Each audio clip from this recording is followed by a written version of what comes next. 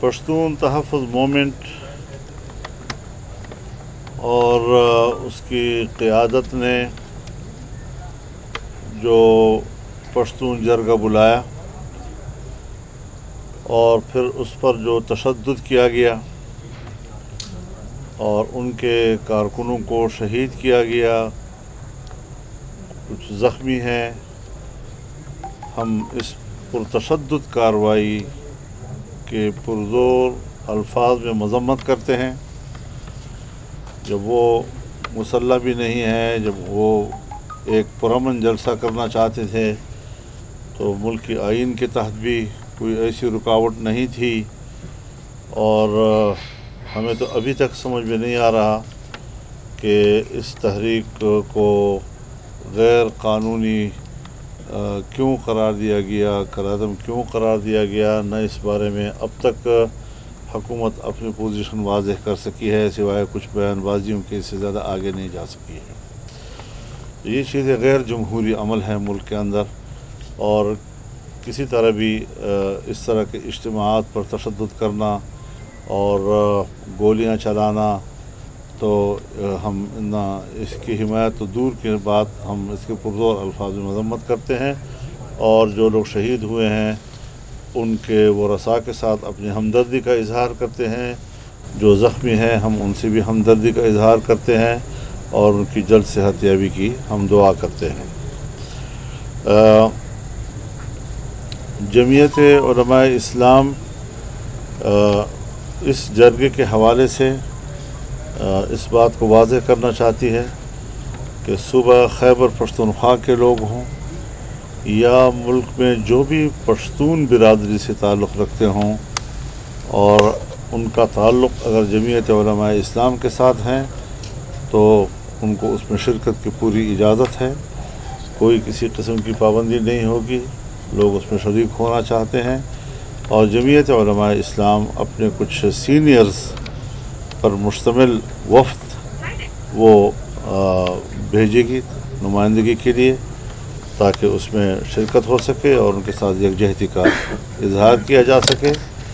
مسئلہ دو ہیں، ایک کہ بد امنی ہے ہمارے صوبے میں خاص طور پہ اور ملک میں عام طور پر، بلکہ دو صوبے تو اس کے لپیٹ میں ہیں، اور دوسرا یہ کہ ہمارے جو حقوق ہیں، ہمارے جو وسائل پر اپنا حق ہے، ہمیں اپنے وسائل پر اپنا حق دیا جائے، اس کے لیے جمعیت علماء اسلام پہلے سے بھی آواز بلند کرتی رہی ہے، اور ہماری آواز میں کوئی بھی آواز شریک ہوگی تو ہم ان کو خیر مقدم کہیں گے، اور اپنی طرف سے بھی ہم ایک تحریک اٹھانے کے لیے مشاورت کر رہے ہیں، تاکہ ہم بھرپور طور پر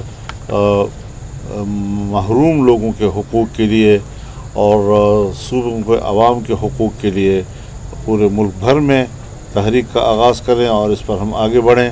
لیکن چونکہ جمعیت علماء اسلام کی تنظیم سازی اب نہیں ہوئی ہے، تو اس کی جب ہم مجلس عاملہ اور مجلس شورا مکمل ہو جائے گی تو ان کی مشاورت سے ہم یہ چاہیں گے، اور یہ میری تجویز ہوگی کہ ہم پورے ملک میں اس کے لیے تحریک کا آغاز کریں اور عوام کو براہ راست اپنی اس جدوجہد میں شریک کریں۔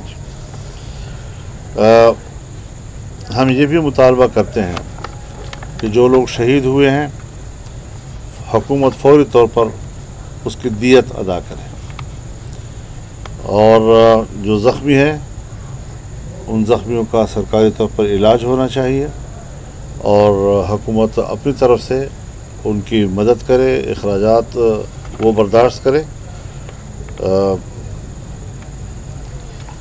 اس سلسلے میں ہم نے صوبہ خیبر پختونخوا کی جمعیت علماء اسلام کے جو سیکریٹری جنرل ہیں مولانا عطاء الحق درویش صاحب، ان کی قیادت میں جمعیت کے زعماء کا ایک وفد خیر سگالی کے طور پر ان کے اور یکجہتی کے لیے ان کے جرگے میں شریک ہوگا۔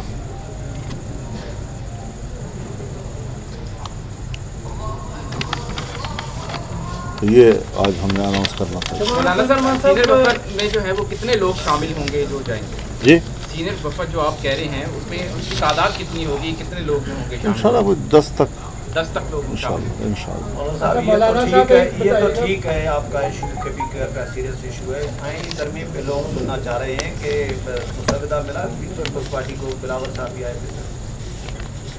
ये अच्छा सवाल किया आपने, लेकिन जो बात मैंने आपसे कही है उसको कहीं आप अपने सवाल की वजह से सानवी हैसियत ना दे दें, उसको अपनी हैसियत में भी रखें आप लोग। आईनी तरमीम की बातें तो चलती रहेंगी और रोज़मर्रा के हिसाब से चलती रहेंगी। इसमें हज़रत इसमें पेशरफ्त हुई है और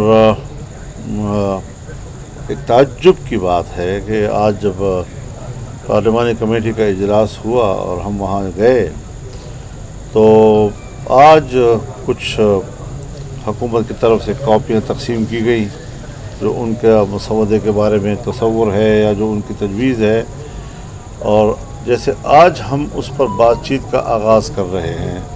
इससे कबल मुहर्रिक भी हुकूमत है और मसवदा भी नहीं था अब तक। आज ही अरकान कमेटी को उन्होंने कॉपियाँ तकसीम की हैं, तो ज़ाहिर है कि हमारे वकला उसको देखेंगे और हमने तजवीज़ ये किया है कि चूँकि बिलावल साहब इससे पहले भी 1-2 मरतबा आ चुके हैं, आज भी वो तशरीफ़ लाए हैं और हमने इस बात पर इत्तेफाक किया है कि जमीयत उलमाए इस्लाम और पाकिस्तान पीपल्स पार्टी वो एक मुत्तफ़क़ा मसवदे की तरफ आगे बढ़ें और उसके बाद फिर ज़ाहिर है कि हुकूमत की दूसरी जो इत्तेहादी हैं उनको भी उस मसवदे के बारे में एतमाद में लिया जाए और अपोजिशन की दूसरी जमातों को भी हम सब मिलकर एक इत्तिफाक राय की तरफ हम जाना चाहते हैं। और उसके लिए हमारी तरफ से तो एक इत्मीनान दिया गया है कि हम एक बहुत ही मुनासिब मसवदे पे इत्तिफाक कर सकते हैं, बशर्ते कि वो हमारी तजावीज़ को कबूल करें। हुकूमत ने जो इब्तिदा में हमें एक मसवदा यहाँ काले थैले में मुहैया भेजा था और जब हमने उसका मुताला किया था तो वो ना आइन का तकाज़ा पूरा कर रहा था, ना जमहूरियत का और ना आइनी और जमहूरी इदारों का, ना अदलिया का, तो हमने मुस्तरद कर दिया था। और हम अभी भी अपने मौक़िफ़ पे कायम हैं और हम कोशिश कर रहे हैं कि जो काबिल एतराज़ मवाद है उसके अंदर उसको मुकम्मल तौर पर साफ़ किया जाए और जिस पर इत्तिफाक राय हो सके कि जिससे आइन में इस्लाहात आएँ, अदलिया में इस्लाहात आएँ, न ये कि हम बिगाड़ पैदा करें। हमने 18वीं तरमीम के ज़रिए से भी माजी के जितने बिगाड़ थे आइन के अंदर उनको साफ़ किया था, लेकिन उसके बावजूद 19वीं तरमीम के ज़रिए से अदालती इस्लाहात में जो पार्लिमान का किरदार था उसको ख़त्म कर दिया गया। हम ये भी तजवीज़ कर रहे हैं कि आइनी 19वीं तरमीम को ख़त्म किया जाए और वापस 18वीं तरमीम को बहाल किया जाए, जिसमें कि जजों के तकर्रुर और सीनियरिटी की बुनियाद पर हो, कारकर्दगी की बुनियाद पर हो, सेहतमंदी की बुनियाद पर हो। तो जहाँ कमीशन का एक किरदार होगा अदलिया के कमीशन का, वहाँ पार्लिमान का भी एक किरदार उस पर आ जाएगा और इस तरह निज़ाम में एक एतदाल और तवाज़ुन पैदा किया जा सकेगा। मौलाना साहब ये बताएं कि समझते हैं कि आप और पीपल्स पार्टी जेयू और पीपल्स पार्टी का जो मुसविदा कानून है और वो जो आप इख्तिलाफ करते हैं, आपने हुकूमती मुसविदा मुस्तरद किया, तो हुकूमत आपकी इन तरामीम के ऊपर आमादा हो जाएगी? तो पेशरफ्त इसी तरफ हुई है और हो जाएगी, हमारी उम्मीद है। लेकिन इस पर ज़रूर अब हुकूमत को अंदाज़ा लग जाना चाहिए कि हमारे मौक़िफ़ को अवाम में पज़ीराई मिली है और आम तौर पर मुल्क के अंदर जो तासुरात हैं हुकूमत भी उससे आगाह है कि पब्लिक ने भी हुकूमती मुसवदे का तो तसव्वुर है, हालांकि उनके सामने तो मुसवदा मौजूद नहीं है, लेकिन उस तसव्वुर ही को मुस्तरद कर दिया और जो हमने मौक़िफ़ दिया और जिस हद तक भी दिया हमने, तो उसको अवाम ने पज़ीराई बख्शी है। मैं समझता हूँ कि जब पार्लियामेंट अवाम की नुमाइंदा है तो अवाम के मिजाज को, आवाम के नब्ज़ को उन्होंने पढ़ लिया होगा, समझ लिया होगा और हमें आवाम के ख्वाहिशात को नज़रअंदाज नहीं करना चाहिए, ना हम उसके मुतहम्मिल हैं। मौलाना साहब ये बताएं कि पश्तून तहफ़्फ़ुज़ मूवमेंट के हवाले से आपने बात की, تو پہلے سے جب یہ مسئلہ ہو رہا تھا ان کو شہید کرنے سے پہلے، کیا پہلے مذاکرات نہیں ہو سکتے؟ دوسرا سوال یہ ہے کہ پاکستان تحریک انصاف جب ان کے ساتھ آپ کے ساتھ بیٹھی ہے اور آپ کے ساتھ بات کری ہے مسلسل، تو اگر ان کو کچھ اعتراضات ہیں اس مسودے کے بارے میں تو اس کے ساتھ کس طرح چلیں گے؟ تو یہ باتیں تو دونوں میں نے کہہ دی ہیں آپ سے. البتہ یہ بات آپ کہہ رہے ہیں کہ آپ نے اس سے پہلے پی ٹی ایم کے جلسے کے حوالے سے، تو آپ جانتے ہیں کہ وہ مکمل طور پر جلسے پر پابندی لگ گئی تھی، اور صرف یہ نہیں کہ حکومت نے فیصلہ کیا بلکہ صوبے کا نمائندہ ایڈیشنل ایڈوکیٹ جنرل اس نے صوبائی حکومت کی نمائندگی کرتے ہوئے پشاور ہائی کورٹ میں بیان دیا کہ جلسہ نہیں ہونا چاہیے، اور کورٹ نے بھی فیصلہ دے دیا کہ جلسہ نہیں ہوگا اور کہیں بھی نہیں کر سکیں گے. تو وہ فیصلہ بھی ابھی تک اپنی جگہ برقرار ہے، اور دوسری طرف ان کو اجازت بھی دے دی گئی ہے. تو اجازت دینے پر تو ہمیں کوئی اعتراض نہیں ہے، لیکن کیوں اتنے تضادات کا شکار ہے صوبائی حکومت کہ نہیوں میں نوشیوں میں؟ اس طریقے سے تو نہیں ہونا چاہیے. تاریخ بڑی اہمیت کی حامل ہے چونکہ اس دن چیف جسٹس ریٹائرڈ ہو رہے ہیں، تو کیا اس سے پہلے اتفاقی رائے ہو سکتا ہے؟ 25 اکتوبر سے پہلے کیا آئینی ترمیم آ سکتی ہے اور منظور ہو سکتی ہے؟ دیکھیے، ایک چیز بنیادی طور پر ذہن میں ہونی چاہیے کہ یہ جو ہم نے ایک جج کو ریٹائرڈ ہونا یا اس کو توسیع دینا، کوئی ایک جج سے ڈرتا ہے تو کوئی دوسرے جج سے ڈرتا ہے. عدلیہ کو خدا کے لیے سیاست میں تقسیم نہ کرو، سیاسی جماعتوں میں تقسیم نہ کرو. جج ہوتا ہے اور اس کو جج رہنے دیا جائے، اور ہمارے ججز بھی اپنی کارکردگی، اپنے رویوں سے پبلک کو مطمئن کریں کہ وہ غیر جانبدار ہو کر آئین اور قانون کے حوالے سے ہی فیصلہ دیں گے اور دیتے رہیں گے. لہذا 25 اکتوبر اور 25 اکتوبر کی باتیں ریٹائرمنٹ کی تو ہے، تو ٹھیک ہے، ریٹائر ہو جائیں گے، لیکن یہ ہے کہ نظام تو چلنا چاہیے اور نظام میں توازن پیدا کرنا ہے. ہم نے بھی عدلیہ کا اعتماد بحال کرنا ہے اور عدلیہ نے بھی قوم کا اعتماد بحال کرنا ہے. آپ نے آج کہا کہ پہلی مرتبہ حکومت نے کچھ کاپیاں تقسیم کی، کیا وہ حکومت کی طرف سے وہ ایک کمپلیٹ مسودہ تھا جیسے پاکستان پیپلز پارٹی نے پیش کیا؟ ایک، اور دوسرا جے یو آئی کا جو موقف ہے خاص طور پہ وہ آئینی بینچ کا ہے یا آئینی عدالت کا ہے اس وقت لیٹر سچویشن؟ ابھی میں اس بارے میں کوئی تبصرہ نہیں کر سکتا، لیکن خدا کے لیے آئینی عدالت ہو یا آئینی بینچ ہو، یہ دونوں ایک دوسرے کے متبادل ہو سکتے ہیں، اور اس پہ اگر ہمارا تنازع ختم ہو سکتا ہے تو یہ اتنا بڑا ایشو نہیں ہے.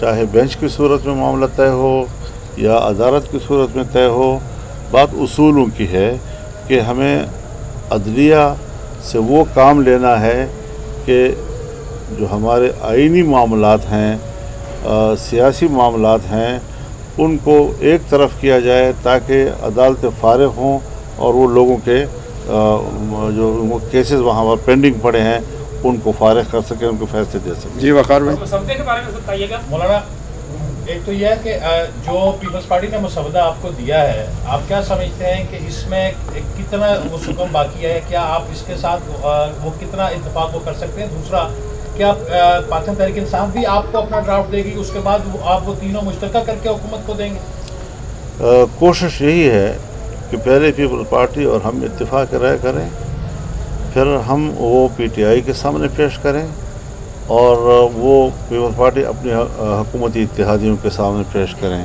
ترتیب تقریباً یہی طے ہوئی ہے اور اسی پہ ہم کام آگے بڑھا. کتنا ٹائم لگے گا مولانا اس پہ؟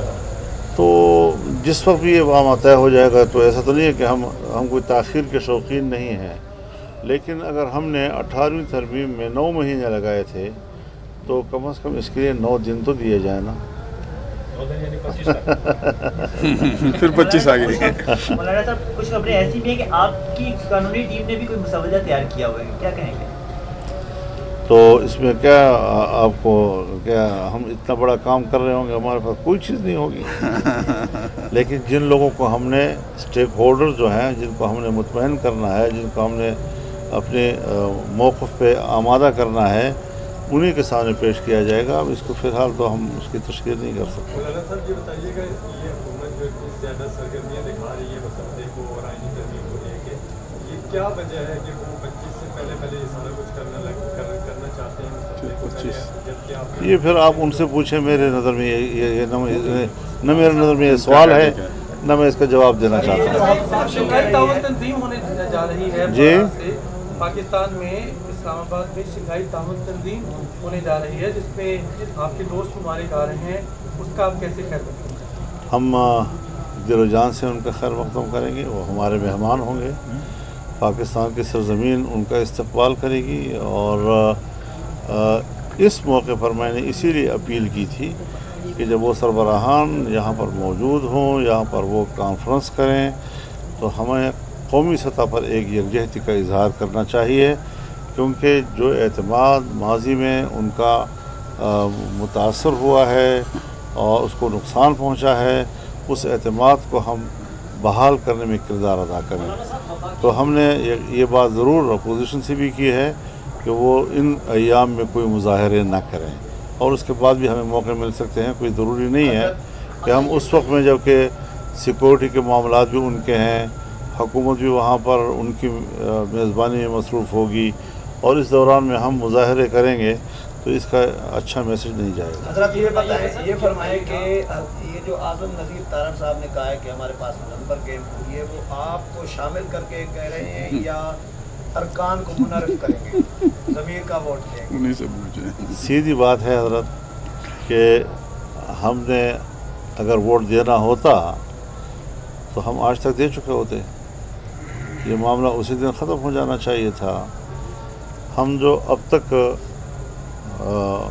रुके हुए हैं और किसी किस्म का हम उनको वोट देने पे आमादा नहीं हो रहे हैं, उसकी वजह यह है कि हमें जो हुकूमत का तसव्वुर है तरमीम का, वो काबिल कबूल नहीं है।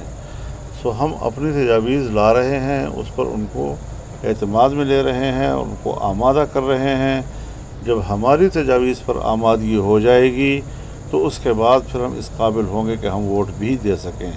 लेकिन अगर हमारे नज़रिए के मुताबिक नहीं होती तो फिर ये बातें कहना जी कि नंबर पूरे हैं, नंबर पूरे हो जाएंगे, देखिए ये एक सियासी बदअखलाक़ी भी है और इससे आइन को मुतनाज़ बनाने की भी एक बुनियाद पड़ जाएगी, और एक मुतनाज़ा तरमीम आइन में लाने की बजाय क्यों ना हम इत्तिफ़ाक़ राय की तरफ चलें और हमारे इस नज़रिए को कि इत्तिफ़ाक़ राय से मामलात हल हो जाएं, हर सिम से उसका खैर मक़दम होना चाहिए और हर सिम से उस पर आमादगी होना चाहिए। मौलाना साहब ये बताएं, मौलाना साहब ये फरमाइएगा। हुकूमत ने एक सूबे के हाउस को जो है तो सील किया था, जिसे आज इस्लामाबाद हाई कोर्ट के ऑर्डर पर भी सील कर दिया गया है।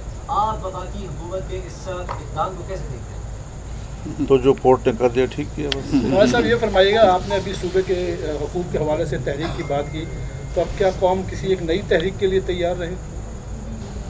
हज़रत हम तहरीक हैं, हमने कभी भी अपने आप को तहरीक से अलग नहीं किया। हम अपोजिशन हैं और हमने बतौर अपोजिशन मुल्क में सियासी किरदार अदा करना है, और हम अगर हुकूमत में नहीं हैं कि हमारे निज़ाम तक रसाई हो तो फिर अवाम के साथ रोने के लिए तो हम कम से कम उनका साथ दे सकते हैं ना। अवाम की मुश्किल में तो हम उनके साथ खड़े हो सकते हैं। तो इंशाअल्लाह जमीयत उलमा इस्लाम मुल्क भर में निकलेगी, अवाम को अपने साथ शरीक करेगी, और हम एक पुरअमन तहरीक हैं। हमने साबित किया है कि जमीयत उलमा कौम की वो पुरअमन क़ुव्वत है कि जिसको हर सतह पर हमेशा सराहा गया है, और हम हमेशा अमन के हवाले से मुल्क और कौम के और बल्कि बैनुल-अक़वामी बिरादरी के एतमाद पर भी पूरे होते हैं। ठीक है जी बस।